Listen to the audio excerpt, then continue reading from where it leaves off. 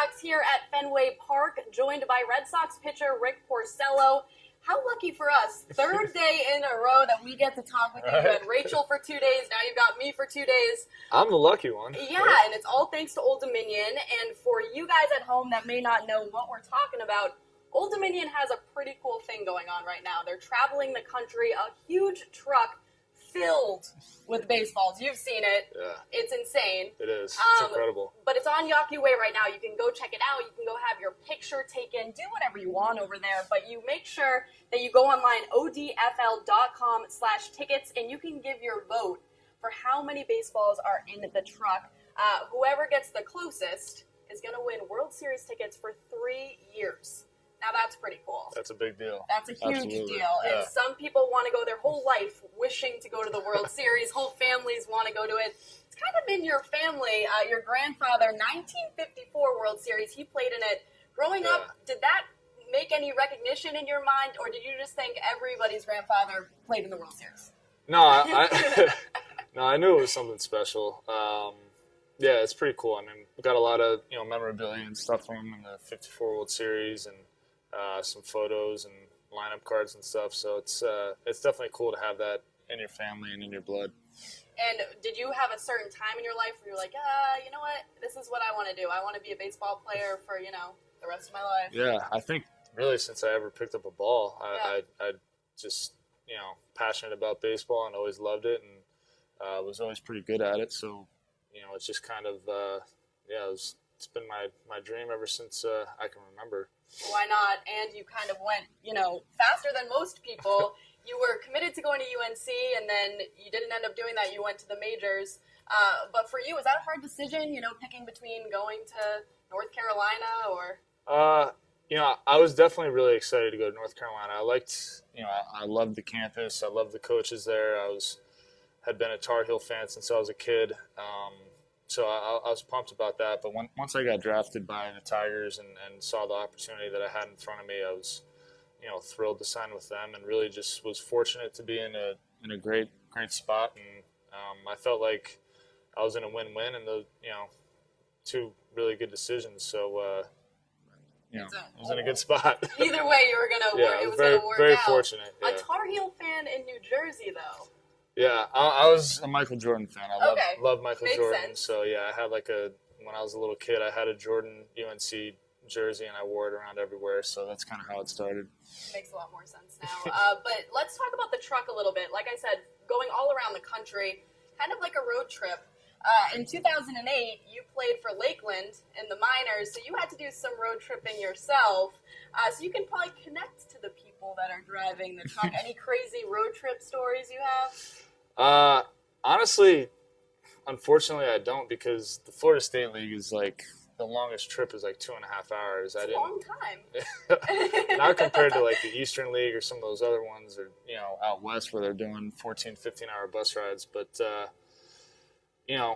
a couple of stories that probably aren't good for the camera right now.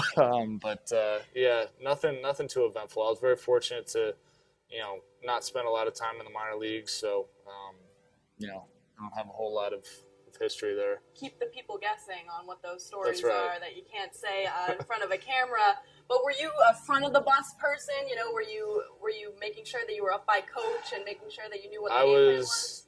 I was 18, 19 years old, and my first year in pro ball, so I sat wherever I could sit. Yeah, that makes sense. Yeah. And I'm sure it was, some hazing. People were saying, little kid, get up in the front type of deal. Yeah.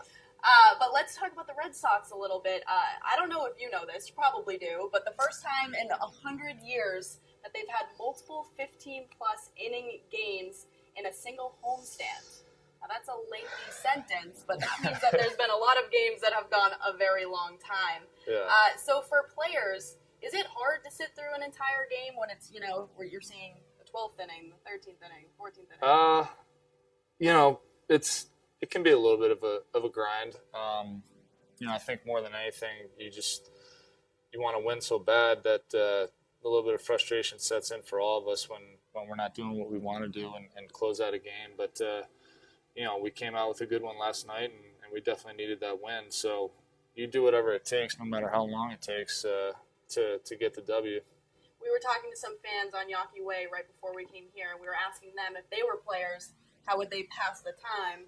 Number one answer was they would prank each other.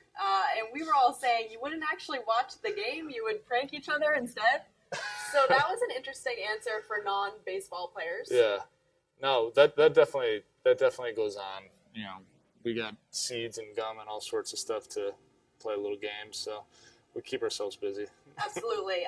And we got to talk about social media. Social media is such a big thing right now. Everybody seems to have every account available. You're not on Instagram, that we've found. Yeah. You are on Twitter. Haven't tweeted since January. Yeah. So we were all wondering, do you not like Twitter? How are you? No, I don't have a problem with Twitter.